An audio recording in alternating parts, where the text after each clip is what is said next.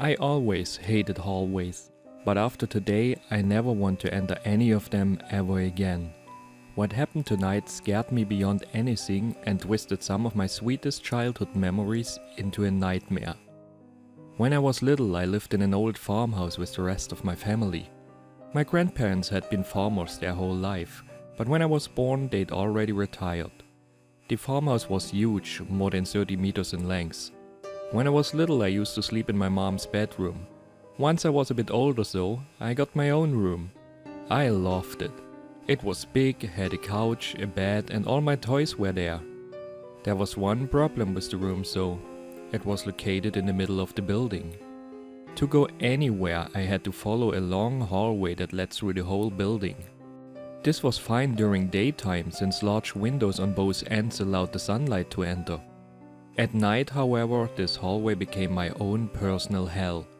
It was creepy and both sides ended in nothing but darkness.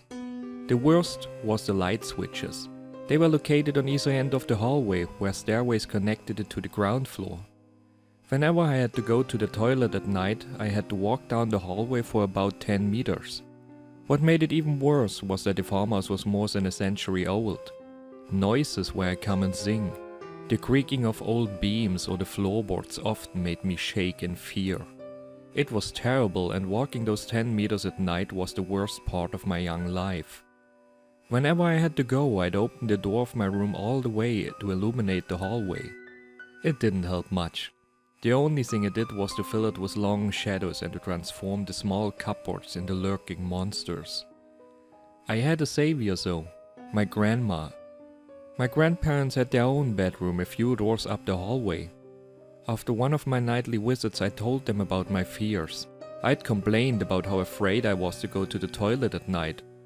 All they said was, "There's nothing to be afraid of, it's all in your head."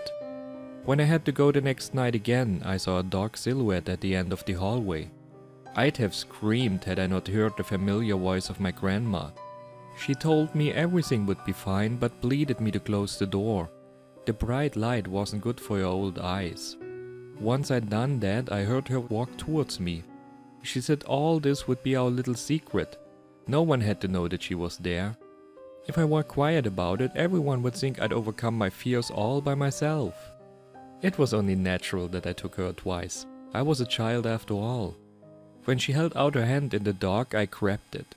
Then she walked me to the toilet, waited for me to be done, and we returned back to my room. Before she went back to hers, she'd always ask me if I wanted to come along and sleep in her bed. Each night she'd ask me the same question. By then I thought of myself a big boy and told her I could handle the darkness of the night all by myself and went back to my room. At times I would look after her so as she vanished into the darkness. Occasionally she'd repeat her invitation even after I couldn't see her anymore. I'd have to lie if I said I was never tempted. Yet I never went after her. The first few months I dreaded nothing more than to go to the toilet at night. I hated the dark hallway and even this new room. Once Grandma was there though, things got better. The only thing I was a bit perplexed about was that Grandma always knew when I had to go to the toilet. Did she hear all the ruckus I made when I got up and walked to the door? It didn't really matter. What mattered was that she was always there. The whole thing continued till Mom and I moved to the city. That last year, holding hands with my grandma felt a bit weird. I was already 11 years old at the time. I might have even told her that she didn't have to do it anymore. Yet, deep down, I was happy that she was still there. I knew that without her, I'd be still scared to death. I'm now 24 years old. I've never been back in this house much. Mom and I only used to visit my grandparents during the holiday. Even then, we could never stay overnight because Mom was always so busy with her work. Grandma died when I was 16 years old and my grandpa died 3 years ago. After that, Mom moved back into the old house. By that time, she was self-employed, so things didn't change much for her. And I was already in college. At the moment, I'm taking a little break from my studies. I decided it would be an excellent idea to visit Mom and to spend some time at my childhood home. It's the first time I'm back here for more than an afternoon. When we'd moved, we'd left most of the old furniture behind. I was amazed when I saw that my old room was still in the same state. Mom was about to prepare the guest room for me, but I decided to stay right here.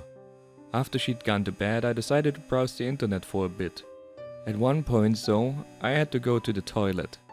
Great, time to relive some old memories, I said to myself. I knew Mom hadn't bothered to put up new light switches, or even a lamp for that matter. Well, I wasn't a kid anymore. I got up, opened the door, and carefully peeked outside like I'd always done. At the end of the hallway I saw a familiar dark figure. Only now as an adult did I realize how tall, almost towering the shape was. It filled out the entire hallway. At the same time it seemed to be hunched over, leaning forward into my direction. I saw long dangling arms that stretched from the top of the figure almost down to the floor.